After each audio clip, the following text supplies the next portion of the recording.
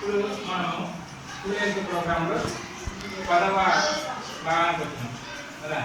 ఈ 10వ భాగంలో హింస దాడుల నుండి సురక్షితంగా ఉండడం. హింస అంటే ఏంటి చెప్పండి? హింస అంటే ఏంటి? దాడి అంటే ఏంటి? దాడి చేయడం. హింస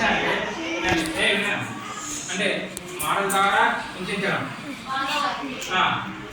అంటే ఊరితో ఉన్నా కానీ గుర్తించడం.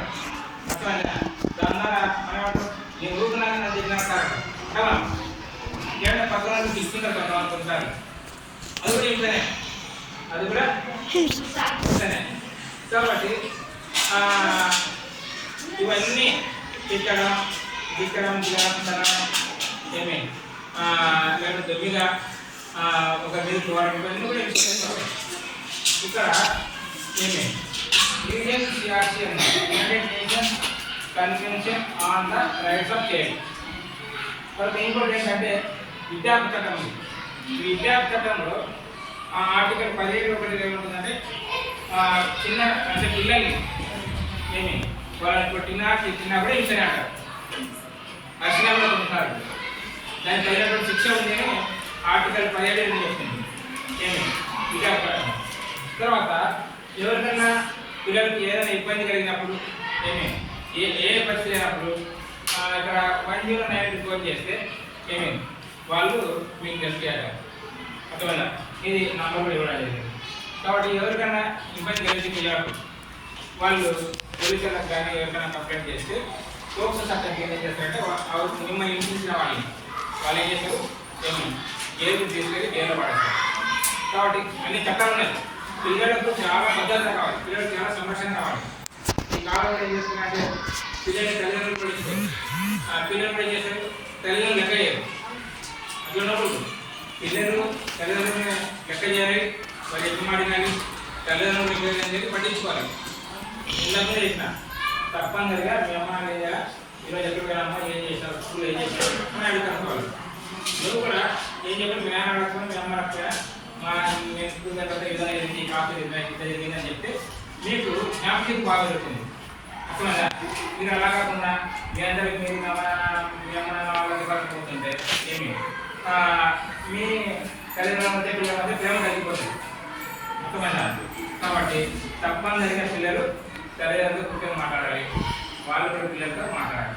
కాబట్టి ఈ యొక్క హింస అనేది సపోజ్ ఇప్పుడు అమ్మాయి అన్న పెళ్లి పడుతుంది, వాళ్ళ ఎలా దొరుకుతుంది, వాళ్ళ తల్లిదండ్రులు పెళ్లి తీసుకొచ్చి ఏమనిపించింది రండి ఇస్తే అమ్మాయి వేసుకుంటుంది. అది కూడా కనుక హింసనే. నువ్వేం చేయాలి? ఆ పాప నేర్చుకుంటే తగ్గించాలి. అలా కదా అమ్మ పట్ల ఎక్కువసేపు ఏడ్చినప్పుడు నేను తప్పైతే అర్థమైనా? ఎక్కువసేపు ఏడ్చుకోవాలి, నేను తప్పైతే ఏం చేస్తాను? కొన్నిసార్లు ఎక్కువలు వస్తాయి. ఎక్కువ వచ్చినప్పుడు కొన్నిసార్లు నీళ్ళు సరిగ్గా బాడీలో కూడా లేకపోతే ఏమవుతుందంటే కొంచెం మూర్చబడి పడతాం. ఇప్పుడు ఎండాకాలంలో మనం ఎక్కువసేపు ఎండకపోతే ఏమంటుంది? మూర్చబడిపోతాం, అంటే స్లో తగ్గిపోతాం. ఎందుకంటే మనలో ఉన్నటువంటి నీళ్ళ శాతం తగ్గిపోతుంది. నీళ్ళ శాతం తగ్గిపోతుంది. తగ్గిపోయినప్పుడు ఏమవుతుంది? ఆ ఎండవాడికి మన శక్తి లేక కింద పడిపోతాం. అందుకోసమే ఓఆర్ఎస్ తాగాలి. ఇప్పుడు ఓఆర్ఎస్ అంటే మన గవర్నమెంట్ దొరుకుతుంది. ఏం చేస్తారు? చిన్న ప్యాకెట్, దాన్ని గ్లాస్ నీళ్ళు కలుపుకొని కాకపోతే మన కంచి ఆరోగ్యం వచ్చేస్తుంది. కొంతమంది ఓఆర్ఎస్ అని చిన్న చిన్న ప్యాకెట్లు తాగొద్దండి. అర్థమైందా? అది 30 రూపాయలు 40 రూపాయలు ఉంటాయి, అవి తాగొద్దు దయచేసి. అయితే మన హాస్పిటల్ నర్సులు కానీ లేకపోతే ఆశా వర్కర్లు ఉన్నాయి. మీరు లేక ఆశా వర్కర్లు ఉన్నారు, ఆశా వర్కర్లు ప్రతి ఊళ్ళో ఉన్నారు. ఆశా వర్కర్లు వాళ్ళు ఏం చేస్తారంటే మీకు ఓఆర్ఎస్ ఇచ్చేస్తారు. అది మీకు ఆరోగ్యం బాగాలేనప్పుడు, మీరు బలహీనంగా ఉన్నప్పుడు అబ్బాయి కానీ అమ్మాయి కానీ దాన్ని ఒక గ్లాస్లో పోసుకొని తలగేలో ఇక్కడ గోరువెచ్చని నీళ్ళు మనం తాగినామంటే మనకు మామూలు శక్తి వచ్చేస్తుంది. ఇక్కడ హింస అనేది అది మానసికంగా కావచ్చు, శారీరక కావచ్చు. మానసికంగా అంటే ఇప్పుడు నేను ఎవరైనా తిన్నాను అనుకో, అది మానసిక హింస. ఎవరైనా కొట్టినానుకో భౌతిక హింస, శారీరక హింస. అవునా కదా? తిట్టినవి ఏమైనా పైన కనిపిస్తాయి మనకు, అక్కడ కొట్టినవి కనిపిస్తాయి. అది మా ఈ యొక్క హింస ప్రకారం మానసిక హింస అంటే శారీరక హింస కూడా ఉందన్నమాట. మరి గుర్తుంచుకోవాలి. తర్వాత ఎందుకు దారి తీస్తాయంటే కొన్నిసార్లు ఎవరైనా చెప్పినట్టు లేకపోతే వాళ్ళు మనకి దాడి చేస్తారు, మనం తిడతారు అనగా నేను చెప్పినా వినకపోతే. కాబట్టి ఇటువంటి ఉంచారు.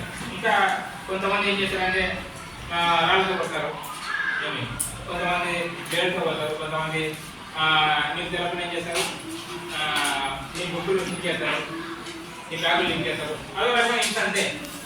ఇప్పుడు ఏమంటే నేను క్యాష్ అంటే బాగా రాసి కింద నా పేరు అంటే గుర్తుగా నా పేరు రాసినాను. కొంతమంది ఏం చేసినారు, ఎవరు నాకు తెలియదు, అమ్మాయి రాబట్టేదిగా ఆ పేరు బాగా చూపించాను. అర్థమైందా? మీరు మళ్ళీ నేను మళ్ళీ చూస్తున్నాను, మళ్ళీ రాశాను. అంటే ఎందుకు చూడాల్సిన అవసరం వచ్చింది, వాళ్ళకి మరి అంత అవసరం వచ్చింది నాకు తెలియదు. అర్థమైందా? అంటే ఎంత బాగా చెప్తే వాళ్ళు గుర్తు చేసింటారు. కానీ అలా గుర్తుపెట్టడం వల్ల వాళ్ళకి ఏం ప్రయోజనం ఉండాలి. కాబట్టి దయచేసి ఏమి హింసాన్ని చాలా రకాలున్నాయి. ఇంట్లో తల్లిదండ్రులు కొట్టడం, తల్లిదండ్రులు కొట్టారు, తప్పు చేసినా కొడతారు, తప్పు చేయకుండా కొడతారా? వాళ్ళు చెప్పిన పని చెప్తే కొడతారు. నేను టీచర్లు కొట్టారు, కొట్టారు. మీరు ఏమైనా తప్పు చేసినా చెప్పిన మాట చేయకపోతే ఎవరు రాకపోతే చేయకపోతే ఏమని అంటారు, తిడతారు. అంతే కదా? కాదా? ఊరికే మీరు ఊరుకుంటే కూడా వచ్చి బడకాలు పడతారు ఎవరన్నా, మేము ఉపాలు పడరు ఏమి. కాబట్టి హింస అనేది ఇంకోటి మారు పేర్లు పిలుస్తుంటారు. ఏం పేరు? మారు పేర్లు అంటారు. మారు పేర్లు అంటే అడపేర్లు, అడపేర్లు పిలుస్తారు. అడపేర్లు పిలిచిన కూడా హింసనే అంటారు. అర్థమైందా? ఇప్పుడు అడపేర్లు పిలిచేది మనకు సంతోషం అనిపిస్తుంది, కానీ కొంచెం బాధ అనిపిస్తుంది.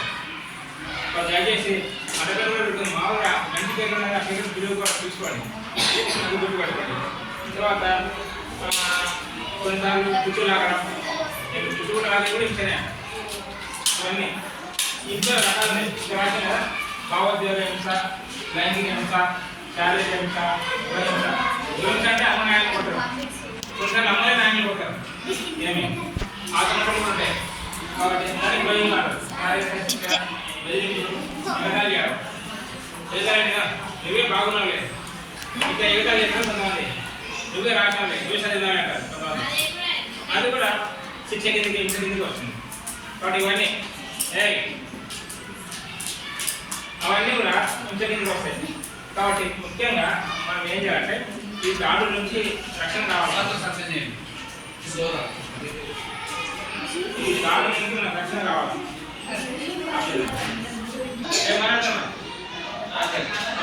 కాబట్టి హింస అనేది ఏమి ఎలగాలు పెట్టిన కూడా హింసనే. ఇవన్నీ మనం ఏం చేయాలంటే స్కూల్లో విషయాలు స్కూల్లో టీచర్గా చెప్పాలి, మనం చెప్పాలి. ముఖ్యంగా అమ్మాయిలు అబ్బాయిలు దూరం కూడా అబ్బాయిలు అమ్మాయిలు దూరం కూడా అది మీకు ఆలోచన అర్థమైందా? అది గుర్తుంచుకోండి. తర్వాత ఇవన్నీ కూడా ఈ నమ్మకం ఏదైనా విషయం చెప్పినప్పుడు నమ్మకమైన వాడైతే మనం చెప్పాలి, నమ్మకమైనటువంటి వాడైతే. కొంతమంది నేను ఇప్పుడు నాకు ఆరోగ్యం బాగాలేదని చెప్పాను, ఎవరు చెప్పదని అందరూ చెప్తారు. వాళ్ళు ఏం చెప్తారు, నేను ఆ సారి ఆరోగ్యం బాగాలేదు, ఎవరు వాళ్ళు ఇంకో చెప్తారు. నాకు ఎవరో చెప్తారు ఏం లేదు ఆరోగ్యం బాగాలంటారు. అప్పుడు నాకున్న మొదట బాగా ఇంకా బాగాలేదు. కాబట్టి నేను నమ్మకం ఏదైతే ఎవరైనా అబ్బాయి అప్పించినప్పుడు నేను చెప్పినప్పుడు వాళ్ళు నమ్మకంగా వేరే వాళ్ళకి చెప్పకుండా చేయడము ఏమి కానీ నమ్మకం నమ్మకం దగ్గర మీకు సమస్యలు చెప్పడము, పరిష్కారం చేసుకోవడము ఇవన్నీ చేసుకోవాలి. తర్వాత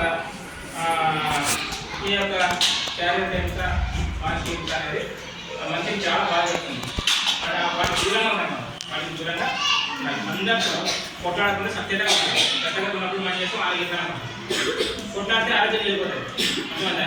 ఎప్పుడు వాళ్ళ గురించి ఆలోచిస్తాం. ఎవరైనా కొట్టారనుకో వాళ్ళు ఎప్పుడు కొట్టాలి, ఎట్లా కొట్టాలి నేను ఆలోచిస్తున్నాను. అది చాలా అనారోగ్యం తీసుకెళ్తాం, ఆరోగ్యం క్షీణం చేస్తాం. అలా కాకుండా మనతో మనం జాగ్రత్తగా ఉంటే మనం మాయగా ఇంట్లో నుంచి చాలా నుంచి రక్షించుకుంటాం, సురక్షితంగా ఉంటాం. అర్థమైందా?